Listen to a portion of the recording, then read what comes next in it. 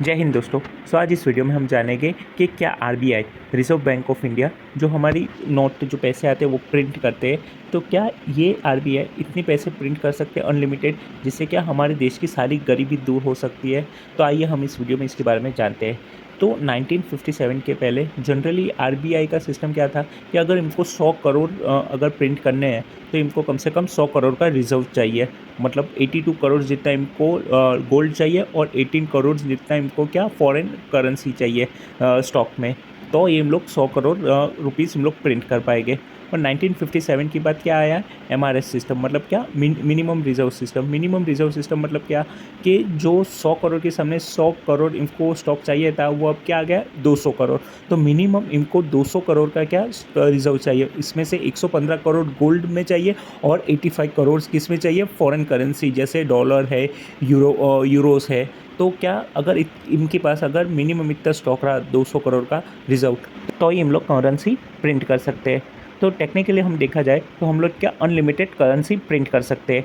But अगर unlimited हम लोग करेंसी प्रिंट कर देंगे तो क्या हमको हाइपर इन्फ्लेशन हो जाएगा, जैसे जिम्बाब्वे में हुआ था 2008 में, जहाँ पे क्या एक पैकेट ब्रेड के लिए एक ट्रॉली भर के मनी वो पैसे लाने थे। तो क्या वहाँ पे मनी की वैल्यू ही नहीं रही थी। तो जनरली क्या अगर आपको मनी प्रिंट करना है तो किसका कौन से और फैक्टर पे डिपेंड होता है, जीडीपी पे, इन्फ्लेशन, सीपीआई, रेपो रेट, उस सबको कंबाइन करके हमारे क्या मनी कितना प्रिंट करना है उस पर डिपेंड होता है। सो जनरली पैसे क्या है, it is a value of goods and service in the economic. क्या आपके गुड्स और सर्विस कितने हैं बराबर है इकोनॉमिक में, उसके बेस पे क्या मनी प्रिंट हो गए। तो समझ लीजिए अगर प्रोडक्शन ज़्यादा है तो क्या आपका मनी का भी क्या प्रिंटिंग ज़्यादा होगा। सो अब आते हैं इन्फ्लेशन पे। तो इन्फ्लेशन मतलब आपको पता है क्या, जनरल डिमांड और सप्लाई। तो फर्स्ट हम केस लेते हैं कि जहाँ पे डिमांड ज़्यादा है और सप्लाई कम है। तो डिमांड ज़्यादा है और सप्लाई कम है, तो इस केस में क्या होगा कि प्राइस ज़्यादा बढ़ेंगे। तो तब क्या आरबीआई क्या करेगी कि मनी प्रिंटिंग कम कर डालेगी या तो स्लो डाउन करेगी, और क्या करेगी रेपो रेट बढ़ा देगी, जिस वजह से क्या कि मार्केट में मनी की शॉर्टेज आएगी। तो जिस वजह से क्या डिमांड कम होगी, ये डिमांड कम होगी सप्लाई की बराबर, और क्या इन्फ्लेशन पे रेगुलेशन रहेगा। सेकंड केस ऐसा है जहाँ पे डिमांड कम है और सप्लाई ज़्यादा है, तो यहाँ पे क्या आरबीआई क्या कैश फ्लो प्रिंटिंग ज़्यादा करेगी।